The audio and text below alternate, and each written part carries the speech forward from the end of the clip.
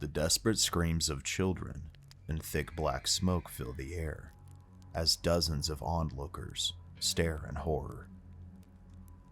The old orphanage is soon reduced to a pile of glowing embers that slowly extinguish. Were the souls of the children extinguished with them, or do they cry out from beyond the grave? Today, here on Mystery Archives, we explore this nightmarish tragedy and tell the untold story of Gore Orphanage.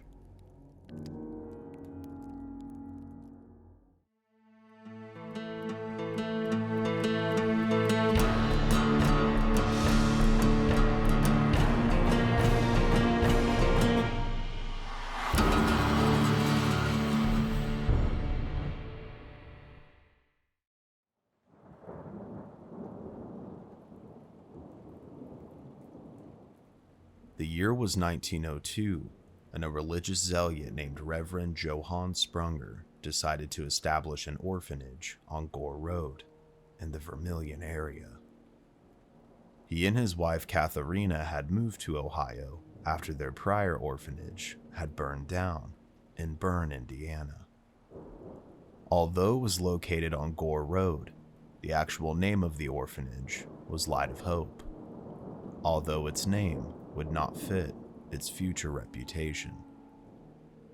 The new orphanage consisted of 4 sets of farm buildings covering a total of 543 acres. A magnificent Greek-style mansion now sat abandoned on the property as well, and it too had a strange and tragic backstory. Originally built by a man named Joseph Swift in the 19th century, it housed elaborate furnishings, ornate woodwork, and marble columns.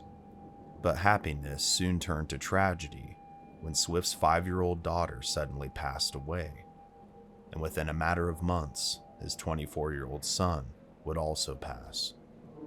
Shortly after both of these terrible happenings, the Swift family investments began to dry up, forcing Joseph to sell his once dream home to a man named Nicholas Wilbur, who was a renowned spiritualist. Mysterious rituals and seances were said to have been conducted regularly in the secluded mansion, conjuring up the spirits of deceased children. The spirits were said to inhabit a particular room within the mansion itself, and that Wilbur's own children were psychic and could communicate with them on a regular basis. Tragedy would also befall Wilbur as well. 4 of his grandchildren would die at the mansion during a diphtheria epidemic. The mansion was then abandoned in 1901, roughly 1 year prior to Sprunger purchasing the land. Sprunger did not, however, try to use this mansion as part of his orphanage. He decided to utilize it as part of a self-sustaining religious community instead. It housed a small chapel and a printing press, proudly stamping Bibles and other religious texts printed there with Light of Hope. The orphanage grew to be quite large population-wise. It housed over 100 children at any given time. Boys lived at a farm called the Hughes Farm, while the girls lived at the Howard Farm. But rumors of darkness and despair would begin to plague Light of Hope. Orphans frequently ran away from the home, often wading through the Vermilion River to escape. And many children soon told horrific stories of abuse, neglect, and slave labor. They described their diet consisting of calves' lungs, hog heads, and sick cattle if they were fed at all. Their food was also often cooked in the same pots that were used for boiling undergarments. And the allegations didn't stop here. They would go on to describe rat-infested quarters where the children lived, and how the rats would often bite children as they tried to sleep. The children also only had 1 tub per farm to bathe in, and they could only bathe every 2 weeks, and had to use the same water as the other children. Sprunger would also apparently rent the children out to neighboring farms as laborers for a price, and would beat the children with a thick leather strap if any of them dared to step out of line. illness was apparently only treated via prayer, and the children didn't receive a proper education as they were meant to. In 1909, a formal investigation was conducted by the state of Ohio, but because there were no laws on the books at the time, they failed to be able to do anything about the situation. The Sprungers would ultimately admit to many of the allegations that were lobbied against them. The fate of Light of Hope would soon come to fruition, however. Mr. Sprunger died just 2 years after the conclusion of the investigation, leading to the closure of the orphanage in 1916, after years of financial troubles. The children would be dispersed throughout the local community and/or returned to any relatives that would take them. But unlike the infamous legend, there is actually no evidence of the orphanage burning down whatsoever. But there is an eerily similar event that happened about 40 miles away from where Light of Hope is located. Shortly before the orphanage investigation, in 1908, a disaster took place in the town of Collinwood. The school mysteriously caught fire and caused the deaths of 176 students and 4 adults.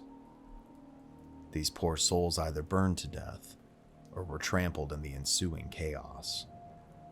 According to witnesses, the children attempted to exit the building through the main stairwell, but it was already blocked by flames. The majority then tried to make their way to the rear exit of the school, but it was unfortunately locked. Crammed together with little to no room to move, the fire swept from hallway to hallway, consuming all in its path. The cries of the children disturbed desperate parents and onlookers who could do nothing to save them. After the tragedy, the school's janitor would be accused of setting the blaze, but was later proven innocent. He himself lost 4 children in the fire and was terribly burned trying to rescue one. And for a time he was detained by the police in protective custody to keep the residents from lynching him. This terrible and very real event is what more than likely inspired the tall tales of Gore Orphanage. Perhaps the details were mixed up or interwoven for one reason or another. It could be that after the fire, many families from Collinwood moved away, many of them to where Light of Hope was located at the time. The fire itself brought an end to the town of Collinwood, leading to its annexation into Cleveland just 2 years after the tragedy. Although Gore Orphanage, or Light of Hope, also shared a dark past, it would also experience a fire, but one much different than the legend. After its abandonment, it quickly became a dwelling ground for teenagers and troublemakers. The Swift mansion soon became covered in graffiti and would be burned down in 1923, more than likely by the same culprits. This is what remains of the site today. And although there is no evidence of anyone passing away during the days of Light of Hope Orphanage, there certainly is a dark past and multiple deaths that have taken place upon the land. The dark rituals and seances conducted within the Swift mansion in and of itself could have conjured something into this world that shouldn't be here. And since its abandonment, a lot of paranormal activity has been reported in or around the site. Apparitions, disembodied voices, balls of light, screams, and ghostly handprints are just some of the strange paranormal activity that has been reported on Gore Orphanage Road. And whatever the case may be, whether the stories are true or false, one can say with certainty that given the dark events of the land that we're aware of, it's not surprising that this legend continues to live on today, and that Gore Orphanage has earned its spot in history as Ohio's most haunted destination. Thank you so much for watching. If you enjoyed the video, please give it a like, and have you experienced Gore Orphanage for yourself? Leave a comment telling us your story or your thoughts on the topic below. Don't forget to subscribe to the channel to help us continue to grow. And until next time, this has been Cody here at Mystery Archives. Stay safe out there, and take care.